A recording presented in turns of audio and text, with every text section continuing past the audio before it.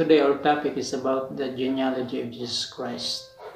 We can read the genealogy of Jesus in Matthew chapter 1 verse 1 to 17. Matthew is the only one of the four gospel writers to begin his gospel with genealogy of Jesus.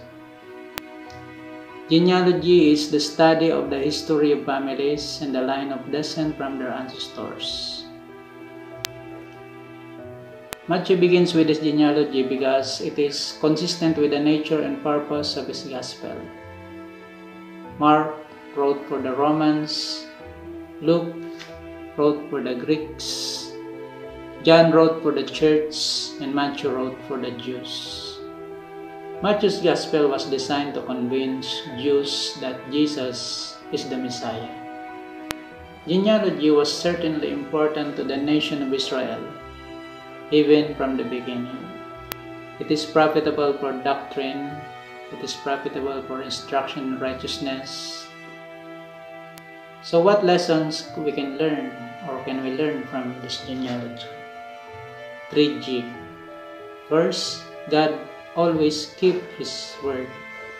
Second, godliness is not inherited. Third, God is great in mercy and compassion. So let's come now to the first lesson we can learn. God always keeps His word. God made promises.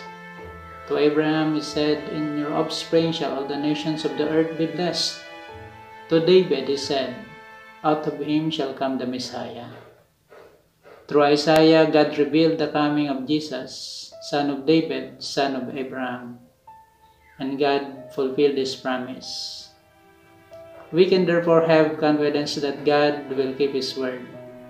God promised His Son's final coming in Acts chapter 1 verse 9 to 11, where the angel said, "Men of Galilee, why do you stand looking into heaven? This Jesus who was taken from you into heaven will come in the same way as you saw Him go into heaven." There is no need to lose heart. 2,000 years passed, but God fulfilled His promise to Abraham.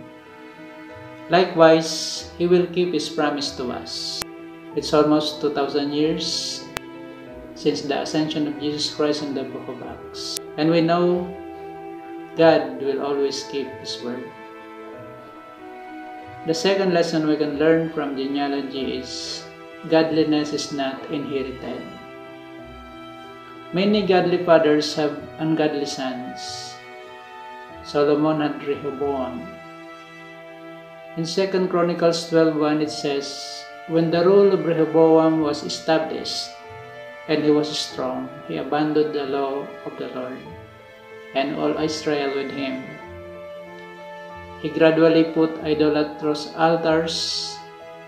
In the end, Rehoboam came to a realization, and he and his people restored the worship of God." Hezekiah had Manasseh. 2 Chronicles 33, 1-3. Manasseh was 12 when he became king of Judah, and he ruled 55 years from Jerusalem. Manasseh disobeyed the Lord by following the disgusting customs of the nation that the Lord had forced out of Israel. He rebuilt the local shrines that his father Hezekiah had torn down. He built altars for the god Baal and set up sacred poles for worshipping the goddess Asherah. And he faithfully worshipped the stars in the sky. Manasseh desecrated the temple with idols and sacrificed his children to idols. But in the end, when Manasseh was in great distress, he sought the Lord. And Manasseh finally realized that the Lord is God. The third lesson we can learn from genealogy of Jesus is that God is great in mercy and compassion. We can see in genealogy Christ's relation to the stained and sinful. The insertion of her mother's name, Tamar, the mother of Perez, played the harlot. Rahab, the mother of Boaz, was a harlot. Ruth, the wife of Boaz, though morally sweet and noble, is a Gentile. And Bathsheba, the mother of Solomon, she was an adulteress. The mention of these four women suggests the relation of Christ to the stained and sinful. It suggests that Jesus would be a king to show mercy and compassion to harlots and open his kingdom to include Gentiles. In conclusion about the genealogy of Jesus, we can say that all this and much more Jesus did by becoming what the first 17 verses of Matthew's Gospel proclaims. He is the son of David, the son of Abraham. This genealogy of Jesus Christ established the right of Jesus to be the Messiah. This genealogy of Jesus reminds us of God's mercy in the lives of Tamar, Rahab, Ruth, and Bathsheba.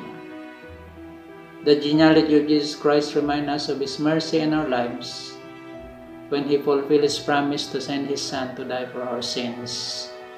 Have you received the mercy God offers through Jesus Christ, the Son of David, the son of Abraham?